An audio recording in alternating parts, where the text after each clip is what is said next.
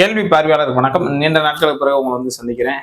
இந்த தினம் எதை பத்தி பார்க்க போறோம்னா, அதாவது விசிக தலைவர் திருமாவளவன் அவர் குறித்து வந்து தாவேகாவினுடைய தேர்தல் மேலாண்மை பொறுப்பாளர்னு சொல்லக்கூடிய யாதவ் வந்து ஒரு கருத்தை சொல்லியிருக்காரு. அந்த கருத்து எந்த அளவுக்கு உண்மைத்தன்மை, இவன் எதுக்காக இந்த கருத்துனா சொல்றான், இது இந்த நேரத்தில் தேவைதானா, இந்த கருத்தை விவாதம் பண்றது சரியா, சில விசிக தலைவர் வந்து கடுமையான முறையில் வந்து யாதவ் வந்து விமர்சித்துட்டு வராங்க. இதனுடைய பின்புலத்தில் என்ன அரசியல் இருக்கு என்பதை பற்றி தான் நம்ம பார்க்குறோம். அதாவது வேற ஒன்றும் இல்லை, இந்த தாவேகா தற்கூர் கட்சி, இந்த கட்சியில் ஒரு ஆளு வந்து தேர்தல் மேலாண்மை பொறுப்பாளர் சொல்லிட்டு போட்டிருக்காங்க. இந்த கட்சி எதுக்கு இருக்குன்னே தெரியல. தமிழ்நாட்டில் வந்து பல பிரச்சனைலாம் நடக்குது.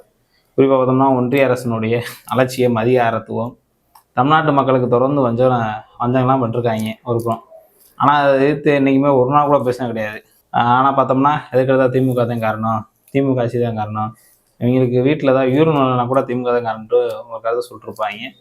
அதனுடைய தொடர்ச்சியாக பார்த்தோம்னா பாஜக ஒரு மறைமுகமான ஒரு அரசியல் பண்ணுறாங்க.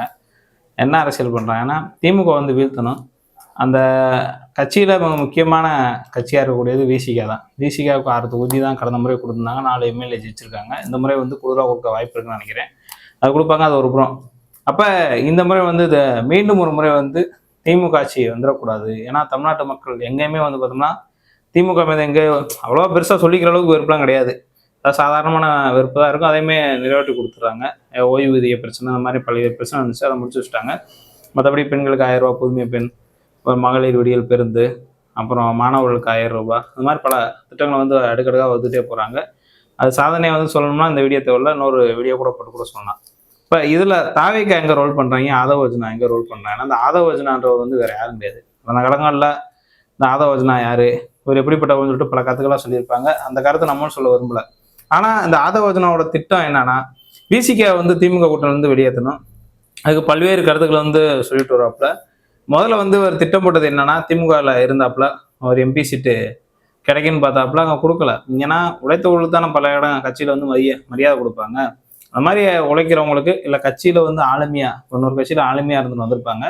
அவங்க இந்த கட்சிக்கு வந்து இணைந்து செயல் பண்ணணும்னு நினைக்கும் போது அவங்களுக்கான ஒரு சீட்டு இதெல்லாம் கொடுப்பாங்க. ஆனால் அந்த ஆதவ் அர்ஜுனா அப்படிலாம் ஒன்றும் கிடையாது. சீட்டு கிடைக்காதனால நேராக விசிகாவுக்கு வந்தார். விசிகாவில் ஏற்கனவே வந்து சிறுத்தைகள்னு சொன்னாவே ஒரு மாசான ஒரு பொறுப்பாளராக தான் இருப்பாங்க தமிழ்நாடு முழுவதும். அந்த திருமாவளவர்களுக்காக உயிரை கொடுக்குற அளவுக்கு பல பொறுப்பாளர்கள் தான் அந்த கட்சியில் இருப்பாங்க. இந்த வரைக்கும் அதே வீரியத்தோட தான் இருக்காங்க. கிட்டத்தட்ட பல லட்சம் சிறுத்தைகள், இத்தனை லட்சம் அப்படின்னு கணக்கெல்லாம் சொல்ல முடியாது, கோடிக்கணக்கான சிறுத்தைகள் வரைக்கும் இருப்பாங்க. நீங்கள் 50 லட்சத்துலேருந்து 1 கோடி பேர் வரைக்கும் இருப்பாங்க சிறுத்தைகள். அப்போ இந்த சிறுத்தைகளில் புகுந்து துணை பொதுச் செயலாளர் திருமாவளவர்கள் வராது புதுசாக. தலித் அல்லாத சமூகத்தை சேர்ந்து நம்ம கட்சியில் பெருமளவில் ஆட்களே இல்லை. அப்படி வரும்போது அவங்களுக்கான உரிய அங்கீகாரம் கொடுக்கணும்னு சொல்லிட்டு தான் அவருக்கு துணை பொதுச் செயலாளர் பதவி கொடுத்தாங்க. அதுக்கான வேலையை பார்க்குறோன்னு சொல்லிட்டு தொடர்ந்து வந்து பார்த்தோம்னா விசிகல ஆட்டையை கிடைக்கிற வேலை. அதாவது என்னன்னா, இந்த ஆதவ் அர்ஜுனா எங்கே போனாலும் அந்த கட்சியை தாண்டி தனக்குன்னு ஒரு இடத்தை பெருக்கி வச்சுக்கிறது, அவங்கள விட்டு எழுத விடுறது, தலைவர் கூட நல்லா பேசுறாருன்றது, இந்த மாதிரியான பல்வேறு வேலைகளை கூட ஆதவ் அர்ஜுனா பண்ணிக்கிருந்தாப்புல. ஒட்டி தான் வெள்ளம் ஜனநாயக மாநாடு உங்களெலாம் தெரியும், இந்தியாவே திரும்பி பார்க்கக்கூடிய ஒரு மாநாடை போட்டிருந்தாங்க. சம்பிச்சு திருச்சி மட்டுமல்ல, தமிழ்நாடே சம்பிக்கக்கூடிய அளவில் இனிமேல் வந்து ஒரு அரசியல் கட்சி இந்த மாதிரி மாநாடு போடுறதுன்னு சொல்லிட்டு தாக்கத்தை ஏற்படுத்தக்கூடிய வகையில் வந்து அந்த மாநாடு இருந்துச்சு. அப்போ அந்த மாநாட்டுக்கு வந்து அங்கங்கே ஷோவை காமிச்சிருப்பாங்க. வழக்கமாக வந்து இவனோட வேலை என்னன்னா, களப்பணியாற்றதான் கிடையாது, ரோட்டில் கொடி பிடிச்சி போராடுறதுலாம் கிடையாது. மக்களை ஏதாவது ஒரு ஊரில் ஒரு பிரச்சனை, அவங்க அங்கேருந்து திரட்டிட்டு வந்து கலெக்டர் ஆஃபீஸ்லையோ அல்லது அந்தந்த மாவட்டத்தினுடைய முக்கிய இடங்களில் வந்து போராட்டம் செஞ்சு மக்களுக்கான நீதி வாங்கி தர வேலையெல்லாம் அந்த ஆதவ் அர்ஜுனா கிடையாது.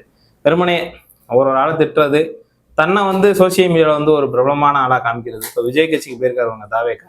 அந்த தாவேகா போயிட்டு அந்த வேலையை விடலை, அங்கேயும் போயிட்டு விஜய்க்கு அடுத்து நான் தான். ஏன்னா புஷி ஆனந்த் வந்து ரொம்ப நாட்களாக வந்து எஸ்ஏசிட்ட இருந்த பொறுப்பு வந்து அடிச்சு பிடுங்கி அவர் வச்சிருக்காப்புல. ஆனால் இந்த ஆதவ் அர்ஜுனா என்ன பண்ணுறப்பனா, நான் உன்னோட பெரிய ஆள் தெரியுமா, நான் பெரிய ஆள் தெரியுமான்ற மாதிரி தான் அவர் ஓவர்டேக் பண்ணி அந்த சில அடிச்சு பிடுங்குவாங்க சொல்லுவாங்கள்ல, அது மாதிரி பிடிங்கிருக்காரு. ஆனால் ஆதவ் அர்ஜுனா புள்ளி எங்கே நகருது, விசிகாவை எப்படி வெளியேற்றணும்னு சொல்லிட்டு இதற்கு இடையில வந்து இந்த ஆதவ் அர்ஜுனா நீக்கின கதைலாம் இருக்குது. ஆனால் ஆதவ் அர்ஜுனாவுடைய தற்போதைய செயல் திட்டம் என்னன்னா, 2026 தேர்தல் தாவேகா தற்கூரி கட்சி வந்து டிவிக்கு விஜய் அவருக்கே சுத்தமாக நம்பிக்கையே கிடையாது. நம்மளாம் ஜெயிப்போமாண்டு கனவுல கூட முதலமைச்சர் ஆக மாட்டோன்றது அவருக்கு தெரியும். அதனால தான் அப்பப்போ வந்துட்டு ஒரு மேஜிக் ஷோ காமிக்கிற மாதிரி உண்மையான நடிகர் தன்மையை வந்து விஜய் காமிப்பார். வெளியில் வருவார், 1 மாதம் இருப்பார், 1 மாதம் கழிச்சு வருவார், திரும்பி வந்து மக்களை பார்ப்பார், திரும்பி உள்ளே போவார், திரும்பி மக்களை பார்ப்பார், உள்ளே போவார். மற்றபடி தமிழ்நாட்டுக்கான எந்த ஒரு பிரச்சனையும் சொல்ல மாட்டார்.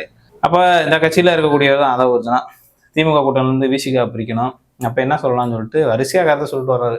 செந்தில் பாலாஜி என்ன கொள்கை வீரனா, 3 நிமிஷம் தான் வந்து பெரியாரை பற்றி பேசுவார், எங்கே பேசுகிறவங்க பார்ப்போம், இது திருமாவளவன் கேட்பாங்களா, கம்யூனிஸ்ட் கேட்குமா, விசிகா கேட்குமான்னு பல கருத்து வச்சிருக்கும் போது தான் நான் ஒரு கேள்வி கேட்குறேன். விஜய்க்கு தெரியுமா? விஜய் ஒரு 3 நிமிஷம் பேசியிருக்காரு. இது வரைக்கும் கொள்கை தலைவர்னு சொல்லிட்டு ஒரு 5 பேரை அறிவிச்சிருக்காப்புல, 5 6 பேரை அறிவிச்சிருக்காரு நினைக்கிறேன். அந்த 5 6 பேரை பற்றி இவர் என்னைக்கா ஒரு நாளைக்கு பேசியிருக்காரா? ஒரு 3 நிமிஷம் நீ ஆதவ சொல்கிற மாதிரி இந்த செந்தில் பாலாஜி சொல்கிறோம்ல, அது மாதிரி நீ ஒரு 3 நிமிஷம் உங்கள் தலைவரை பேச சொல்லி பார்ப்போம். நம்ம பேச முடியாது. அப்போ அந்த கருத்தை வச்சுருக்கும் போது தான் ஆனால் திருமாவளவன் அவர் குறித்து என்ன பண்ணுறாருன்னா, 20 பேர் தான் உங்கள் கட்சியில் இருக்காங்கன்னு சொல்லிட்டு அப்படமா ஒரு பொய் சொல்கிறாப்புல. ஆனால் அதுக்கடுத்து பாருங்கவே, இந்த மாதிரி ஒரு பொய்யை சொல்லிட்டு 20 பேர் தான் வந்து உங்கள்கிட்ட இருக்காங்க, மீதி விசிக தொண்டர்லாம் தாவைக்கல இருக்காங்க, எங்கே பின்னாடி இருக்காங்கன்னு சொல்லிட்டு உடனே சரண்டரு மன்னிப்பு கடிதம் அப்படியே வெளியாகுது. அப்படியே அதில் வந்து அப்படியே நல்ல பிள்ளை மாதிரி ஒடுக்கப்பட்ட மக்கள்லாம் எவ்வளோ பேர் பிரச்சனை சந்திக்கிறாங்க, நாங்கள் தான் இருக்கோம், அவங்களுக்குலாம் யார் இருக்கா பாருங்க, அண்ணன் வந்து ஆட்சி அதிகாரத்தில் பங்கு கேட்குறாரு, ஆனால் திமுக அது தருமா, திமுக வந்து ஒடுக்கப்பட்ட மக்களே முன்னேற்றாது அப்படின்னு ஒரு பல்வேறு கருத்துக்களை சொல்கிறாரு. இது வரைக்கும் ஒடுக்கப்பட்ட மக்களுக்காக தமிழ்நாடு மட்டுமல்ல இந்தியா முழுவதும் அரசியல் செய்யப்பட்டு ஒரு கட்சி வந்து அங்கீகரிக்கப்பட்ட ஒரு சின்னத்தை வாங்கியிருக்குன்னா அது விசிகா தான்.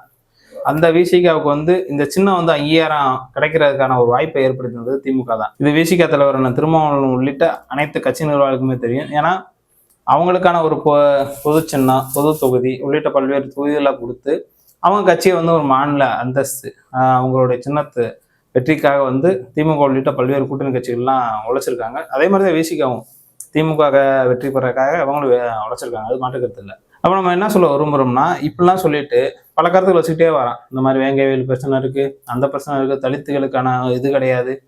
முதல் வந்து விஜய்க்கு நம்ம ஒரு கேள்வி கேட்போம்.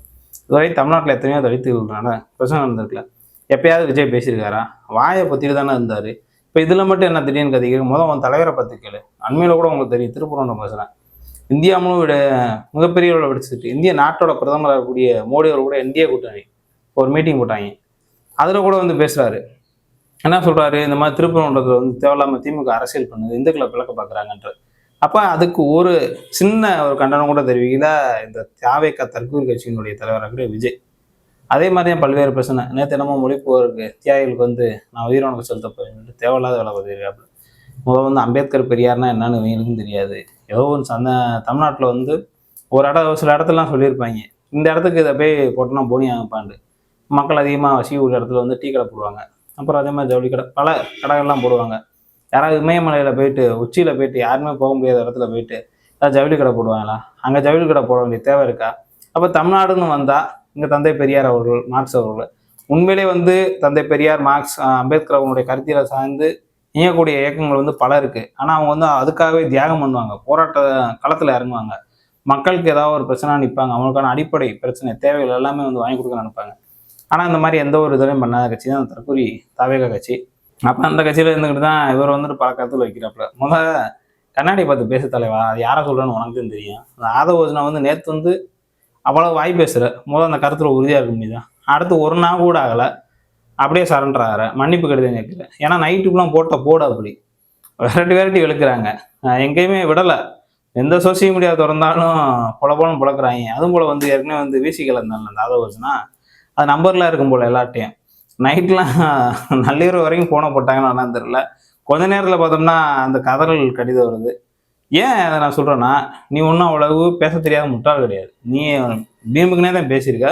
இப்படி ஒன்று வரட்டும், நம்ம அப்படி ஒரு அறிக்கை ரெடி பண்ணணும். அதை எப்படியோ கொஞ்ச நேரத்துக்குள்ள எவ்வளோ அறிக்கை வருது. அப்போ அது திட்டமிட்டு பேசப்பட்ட ஒரு கருத்து தான். என்னமோ வந்து தெரியாதனமாக பேசிட்டாருன்னு சொல்லிட்டு பல விசிகா தோழர்கள் கிடையாது, விசிகா பேரில் இயங்கக்கூடிய சில ஆக்டிவிட்டிஸ்ன்னு சொல்லக்கூடிய யூடியூப் சேனல் கூட சில பேர் வச்சுருக்காங்க. அவங்க வந்து ஆதவோஜனா அப்படி சொல்லிக்க மாட்டார், இப்படி சொல்லிக்க மாட்டான்னு சொல்லிட்டு திமுக மேலே பழி போகிறதே வேலையா வச்சுருக்காங்க. இதில் என்ன திமுக ஐடிங் வந்துச்சு? நான் கேட்குறேன், நீ பேசுகிற அதை எடுத்து கண்டிக்கிறாங்க, விசிகா உள்ளிட்ட அனைத்து கட்சியும் கண்டிப்பாங்க. திருமாவளவன் பேசினா நான் ஒரு சமூகத்தோட தலைவரா, இல்லை தாழ்த்தப்பட்ட மக்கள், ஒடுக்கப்பட்ட மக்களுக்கான தலைவரா, அனைத்து மக்களுக்கான தலைவர். அப்போ திமுக உள்ளிட்ட அனைத்து கட்சியும் தான் கண்டிக்க செய்யும். இல்லைன்னா திமுக ஐடிங் இப்படி பரப்புது அப்படி பருதுன்னு நானும் போய் பார்த்துட்டு, இந்த வெங்காயம் சில்பா குமார் சொன்னார்ல ஆதவோஜனா, திமுக ஐடி விங் பேஜில் இருக்குமான்னு, அப்படிலாம் ஒரு செய்தியும் கிடையாது. இவன் திட்டமிட்டு இவன் பேசுகிறான். அப்படி இந்த சம்பவத்தில் நம்ம என்ன தெரிஞ்சுக்கணும்னா, 2026 தேர்தல் மீண்டும் திமுக கூட்டணியுடைய வெற்றி வாய்ப்பு வந்து பிரகாசமாக இருக்குது. இதை கெடுக்கிறதுக்காக பல்வேறு சக்திகள் வந்து இப்படி தான் நுழைவாங்க. இதை நான் வந்து விசிக உள்ளிட்ட பல்வேறு திமுக மதச்சார்பற்ற முற்போக்கு கூட்டணியுடைய தோழர்கள் வந்து பொறுமை காத்து இந்த மாதிரியான தற்கொலைகளையும் அடிமைகளை வந்து 2026 தேர்தலில் நாட்டை விட்டே விரட்டன்றதான் அந்த நேரத்தில் வந்து தெரிவித்துக் கொள்கிறேன். இவ்வளோ நேரம் நம்மளுடைய காணொலி வந்து பொறுமையாக வந்து கேட்டிருக்கீங்க. நன்றி.